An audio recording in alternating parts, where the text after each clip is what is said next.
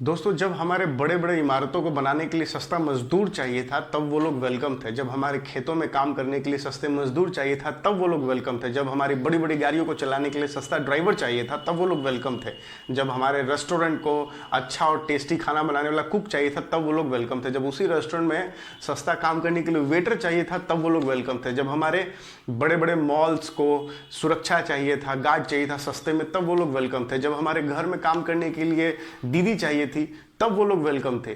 अचानक से ऐसा क्या हो गया कोरोना के आने से कि जो लोग कल तक हमारे जीवन को आसान कर रहे थे वही लोग हमारे ऊपर बोझ बन गए। क्या कोरोना की वजह से ऐसा हुआ है? ये बहुत बड़ा सवाल है। लेकिन दोस्तों, आपको पहले ये वीडियो देखना चाहिए। अरे गरीब भूखा ही मरता है ना, हर तरफ से गरीब ही मारा जाता है, हर तरफ से गरीब मारा जाता है। आप करते क्या हैं भैया? सर हम पेंटिंग करते हैं, मकान पेंट करते हैं। इसको ये नहीं पता है कि लठ की जगह इनको खाना चाहिए, लेकिन खाना की जगह लठ मिल रही है। हमें डंडे से पेट भरेगा? कहीं मार दिया, ज्यादा चोट लग गई, जो हम तो हम चल रहे हैं ये भी ना चल पाए। देखा दोस्तों, आप लोगों ने हजारों लोग इस कड़कती धूप में निकल पड़े हैं, उनको अपने मंजिल का पता तक नहीं है, लेकिन फिर भी बेबस निकल पड़े हैं ऐसे ही सड़कों पे पुलिस की मार खाते हुए। आपसे एक सवाल है दोस्तों, हाँ आप ही से है कि एक बात बताइए, इन सब चीज़ों का जिम्मेदार कौन है? क्या राज्य सरकार है? केंद्र सरकार है? नहीं दोस्तों, कहीं ना कहीं केंद्र और राज्य सरकार से पहले इसके जिम्मेदार हम भी हैं। कैसे हैं, उसके लिए आपको मेरे साथ पूरे वीडियो को समझना होगा। देखिए दोस्तों, मैं गाली भरा वीडियो तो बना नहीं सकता, क्योंकि अगर आजकल गाली भरा वीडियो का ट्रेंड चल रहा है, लेकिन हाँ कुछ ह्यूमर डालने की कोशिश करूंगा और थोड़ा बोरिंग हो सकता है, लेकिन आप लोगों से रिक्वेस्ट है कि आप इसको देखिएगा, समझना, क्योंकि बहुत ज़रूरी है। शायद ये वीडियो आपका सोच बदल सके। खाना मिला नहीं, गिर पड़े थे, नमकीन ली 5 रुपए की, वही खाई। भूख की वजह से गिर गया? इतने हजारों हजार लोग हैं, वो देखिए पीछे एक परिवार आ रहा है, छोटे छोटे बच्चे हैं उसमें। इन हजारों हजार लोगों की मदद कैसे करेंगे? कौन इनकी मदद करेगा? कौन सी संस्था, कौन सा एनजीओ, कौन सा मंदिर, कौन सा गुरुद्वारा, कितने लंगर लगाएगा? दोस्तों, इन सब मजदूरों के साथ जितनी भी दिक्कतें आई हैं, कोरोना ने तो बस एक पर्दा उठाने का काम किया है। हमारे समाज के मुखौटे से पर्दा उठाया है कोरोना ने। हमें समाज का असली चेहरा दिखाया है कि हम लोग कितने स्वार्थ में डूबे हुए हैं। भाई, हम लोग इतने स्वार्थी हो गए कि पैनिक बाइंग करके सारा सुपरमार्केट हम लोगों ने अपने घर में भर लिया। एक तरह से अपने घर को ही सुपरमार्केट बना दिया, है कि नहीं? लेकिन हम लोगों ने कभी उन हज़ारों लोगों के बारे में नहीं सोचा जो हमारी ज़िंदगी को कल तक आसान कर रहे थे, और वो बेचारे बेबस रोड पे भटक रहे। स्वराज टीवी ने बहुत अच्छा काम किया है इन चीज़ों को, जो असलियत है उसको लोगों के सामने लाके ये बहुत अच्छा काम किया है। और इनकी वीडियोस मैं दिखाऊंगा आपको क्लिप में, कहीं कहीं कल तक हमारे जीवन को आसान कर रहे थे वो लोग कैसे खाएंगे, कहाँ रहेंगे। यहाँ तक हम लोगों ने किया कि जो हमारे यहाँ किराया लेके रह रहे थे, कुछ दिनों बाद उनको हम लोगों ने निकालना चालू कर दिया।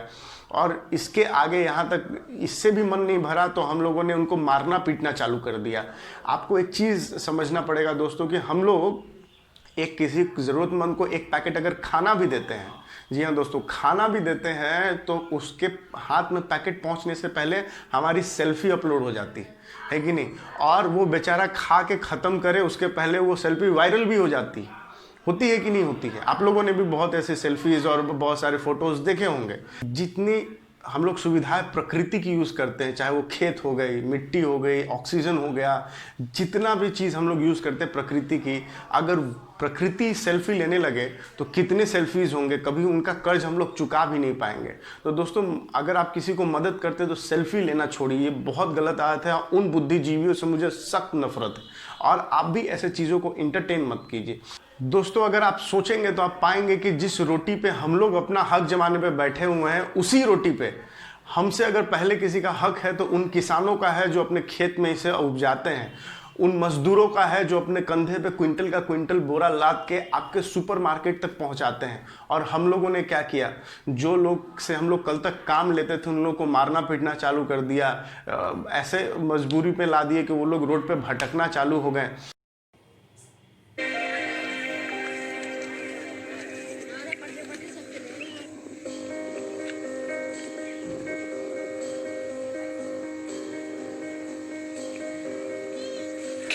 सब लोग आपके साथी लोग तो चले गए आगे? सर हम वापस जा रहे हैं, छोटा बच्चा लेके नहीं जा पाएंगे सर।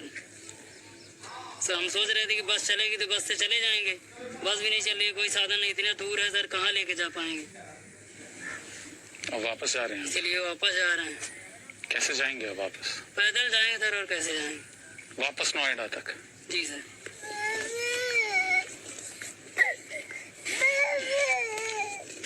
मैं तो सुना था, टीवी में सुना था कि बहुत गाड़ी चल गई है, तो हम लोग उससे उम्मीद के निकले थे कि गाड़ी चल गई है तो हम सब निकल जाएंगे बस से, और ट्रक से निकल जा रहे हैं। और हम ये देख रहे हैं पुलिस अगर मिल रही है तो हम लोग को मार पड़ रही है। एक तो ऐसे थक के आ रहे हैं और ऊपर से मार पड़ रही है, और तो खाने कुछ को पूछता नहीं कि कुछ खाए कि सारा दिन में कि ऐसे आ रहे हो, एक नहीं बस सीधा ऊपर डंडे बरसा रही है। तो ऐसे क्या मतलब है?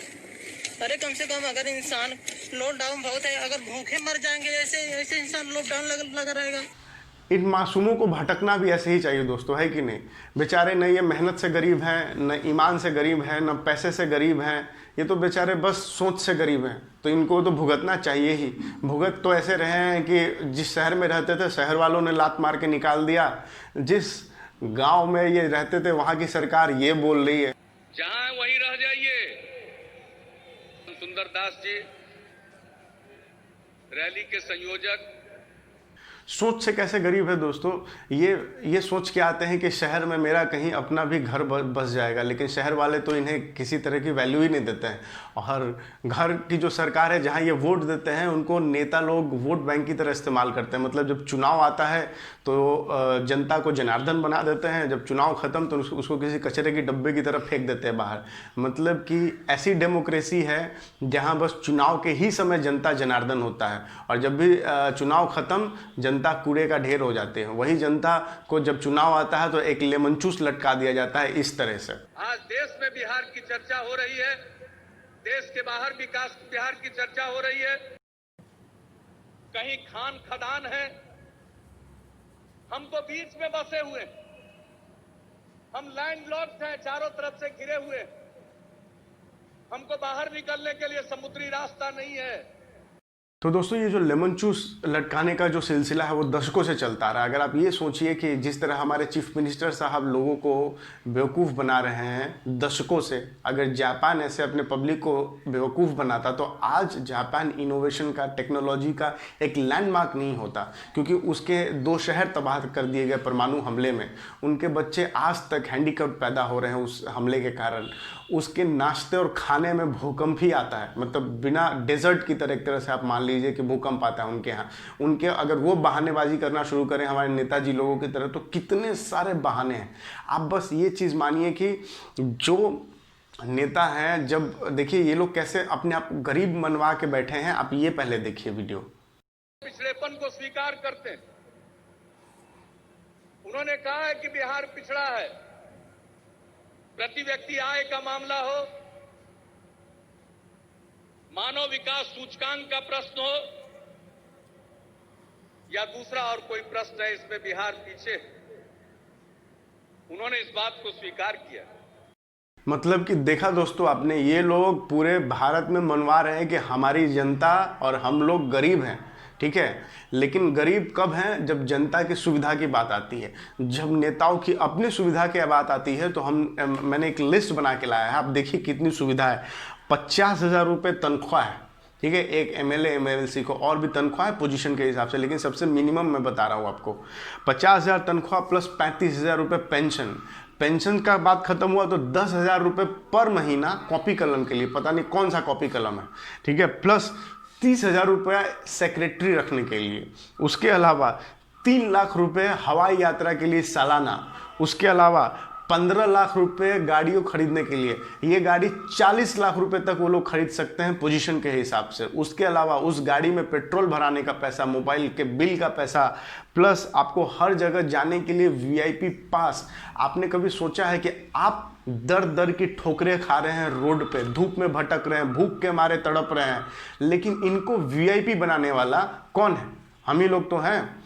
आपने कभी ये सोचा है कि इनके बच्चों को जब कहीं दिक्कत होती है या फंसते हैं तो ये वीआईपी पास बना के अपने बच्चों को ले आते हैं। लेकिन आपके बच्चे देखिए, एक न्यूज़ देखिए, आप यहाँ देख रहे होंगे, इनका बच्चा मर गया, जब इनको डेथ हो गया, जब इनको अपने बच्चे से मिलने जाना था, बहुत सारे एक्सक्यूज था। दोस्तों ये लोग वीआईपी पास बनवा के अपने बच्चों को ले आते, क्या हमारे बच्चे खैरात में आए हैं? हाँ, ये बहुत बड़ा सोचने का बात है। और हेलो, इन लोगों को वीआईपी किसने बनाया? हमने ही तो बनाया है कि और कहीं ये अपने आप वीआईपी बन गए? तो आप अब ये देखिए कि जनता जनार्दन है या जनता नौकर है, ये आपको सोचने की बात है। आपको बात बताता हूँ, आप घंटों लाइन में खड़े होकर, धूप में खड़े होकर वोट देते हैं, ठीक है, ताकि हमारी सारी सुविधाओं का ख्याल रखा जा सके। उसी चुनाव प्रचार के लिए, वही वोट मांगने के लिए अगर ये आते हैं तो एसी गाड़ियों में आते हैं, हेलीकॉप्टर से आते हैं। मतलब कि जनता जिसको ये लोग मालिक कहते हैं, अगर ये वो वोट देने जाए तो लंबी लाइन में धूप में खड़े रहे, और ये लोग जब वही वोट मांगने आए तो ये हेलीकॉप्टर में आए। मतलब यहाँ पे मालिक कौन है, नौकर कौन है, और डेमोक्रेसी की क्या हालत है, ये हमें सोचने की ज़रूरत है। नहीं सोचोगे तो फिर ऐसे ही तड़पते रहो। ये लोग जब डेवलपमेंट की बात आएगी तो ये लोग आपको बेवकूफ़ बनाएंगे और गरीबी का नारा लगाएंगे। जब इनकी सुविधा की बात होगी तो ये 600 करोड़ के अपने लिए ड्यूप्लेक्स बना देंगे। भैया, गरीब जो राज्य है वो अपने नेताओं के लिए 600 करोड़ का ड्यूप्लेक्स बनवाता है।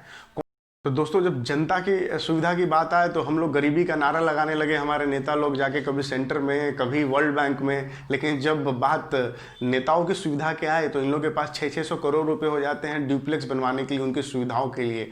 और इतने सारे लिस्ट है। आपको एक बात बता दूं, आपके पास अगर गाड़ी है तो आप तो पहले अपने गाड़ी में पेट्रोल या डीजल डालते हो, उसका पैसा देते हो, प्लस आप जो नेता लोग जो अपने गाड़ी में पेट्रोल डीजल डालते हैं उसका भी पैसा आपके तरफ से जाता है। लेकिन अगर पेट्रोल 1 रुपये महंगा हुआ तो वो आपके लिए 2 रुपये महंगा हो जाता है एक तरह से। आप इन चीज़ों को समझो। तो दूसरी बात दोस्तों ये है कि बहाना अगर हो तो बहाना बनाने वाले तो बहाना दशकों से सुना रहे हैं, आप सुनते आ रहे हैं, फिर भी वोट दे रहे हैं। लेकिन जो काम करने वाले थे वो 16वीं शताब्दी में, 17वीं शताब्दी में भी पनामा कनाल और सेज कनाल जैसे विशालकाय स्ट्रक्चर के बारे में सोच लिया, उसको बना दिया, और बहाना बनाने वाले आज तक बहाना बनाते ही रह गए। तो ये हमें आपको सबको सोचने की ज़रूरत है। आपको एक बात और बताता हूँ, शायद इधर देखिए, इधर तभी आपको समझ आएगा। एक बात आपको और बताता हूँ, जो फ्रंट लाइन वॉरियर्स हैं इस कोरोना में, चाहे आप किसी पार्टी के सदस्य ही क्यों ना हो, चाहे आप मेडिकल स्टाफ हो, आप पुलिस हो, आर्मी से हो, सब लोगों ने अपने जान का दांव लगा के कोरोना में अपना योगदान दिया, ठीक है। आपने देखा जो आपके नेतागण हैं उन लोगों ने क्या किया? कोई भी फ्रंट लाइन पे आके काम किया क्या? नहीं। सब लोग बस अपने एसी कमरों में बैठ के, कुछ लोग आए लेकिन अधिकतर लोग अपने एसी कमरों में बैठ के बस बयानबाजी करते रहे, एक दूसरे पे कीचड़ उछालते रहे और एक दूसरे को नीचा दिखाने की कोशिश करते रहे, और जनता रोड पे भटकती रही। 15 साल के हो, ये जूते अच्छे से क्यों नहीं पहने आपने? अरे दर्द हो रहा है पैरों में। काट रहा है जूता? हाँ नहीं, बहुत दूर से आया ना, पैरों में दर्द हो रहा है। दादा एक बात बताओ, सरकार बोल रही है कि हम ट्रेन चलाएंगे, रेल चलाएंगे, बस से छोड़ेंगे, आप क्यों जा रहे हैं पैदल? जी ये तो सब कहते हैं, खाना भी कहते हैं, हम गली गली बंटवारे, हमारे यहाँ तो कोई झांकने नहीं आया जहाँ पे मैं थे। 24 घंटे में एक बार मिलता है। वो भी कल हमें मिले 3-6 लोगों के बीच में 3 प्लेटें आई, वो भी कच्चे चावल। इतने दिन चावल मिलते हैं। आज 15 दिन से फोन करते हैं 112 पे, तो कहते हाँ व्यवस्था आपकी रिपोर्ट दर्ज कर ली है और सुबह भेज देंगे। कहीं नहीं सुबह, 15 दिन में कल 3 प्लेटें आई। दोस्तों, अगर इस लॉकडाउन के फेल होने का अगर नौबत आ रहा है तो उसमें हम सब की उतनी ही भागीदारी है जितना किसी राज्य या केंद्र सरकार की है।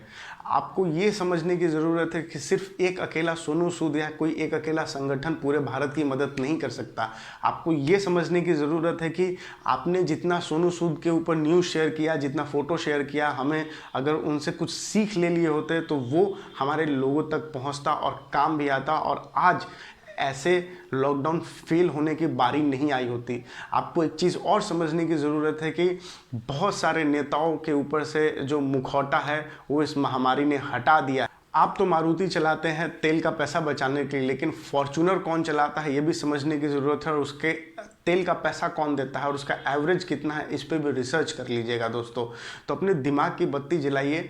और हम लोग हज़ारों लीटर दूध जो है एक पत्थर पे आस्था के नाम पे चढ़ा के वेस्ट कर देते हैं, हज़ारों लीटर एक साल में। आप रिसर्च कर लीजिएगा इस चीज़ पे भी, नहीं तो आप यहाँ देख सकते हैं एक न्यूज़। तो हज़ारों लीटर दूध हम लोग एक पत्थर पे आस्था के नाम पे बर्बाद कर देते हैं, और हमारे लोग भूखे नंगे तड़प रहे हैं, गांव जाने के लिए तरस रहे हैं, और बदले में उनको क्या मिल रही हैं? पुलिस की लाठियां। हमारे नौजवान कहाँ व्यस्त हैं? हमारे नौजवान व्यस्त हैं भैया बाप के कमाए हुए पैसे से आराम से घर में बैठ के यूट्यूब वर्सेस टिकटॉक की यलगार लगा रहे हैं, और किसी के माँ बहन को गाली दे के ललकार लगा रहे हैं। और क्यों? आखिर हमें फ़र्क भी क्यों पड़े भैया? न कभी हमने भूख प्यास से तड़प महसूस की है, न कभी हम लोगों ने उस नुकीले पत्थर की चोट खाई है। हम लोग तो भैया इतने खुश नसीब हैं कि भूख लगने से पहले हमारे सामने खाना आ जाता है। अगर इतना सब देख के आपकी आत्मा नहीं रोई तो ये बहुत सोचने का विषय है दोस्तों, कि अगर ऐसी डेमोक्रेसी जिसमें नेता लोग आराम से घर में बैठे हों सेफली और जनता रोड पर भटक रही हो, तो ऐसी डेमोक्रेसी क्यों चाहिए? अगर ऐसा भाईचारा जिसमें एक भाई घर में बैठ के आराम से खा पी रहा हो, स्वस्थ हो, दूसरा रोड पर भटक रहा हो, तो ऐसा भाईचारा, ऐसी देशभक्ति का क्या मतलब है?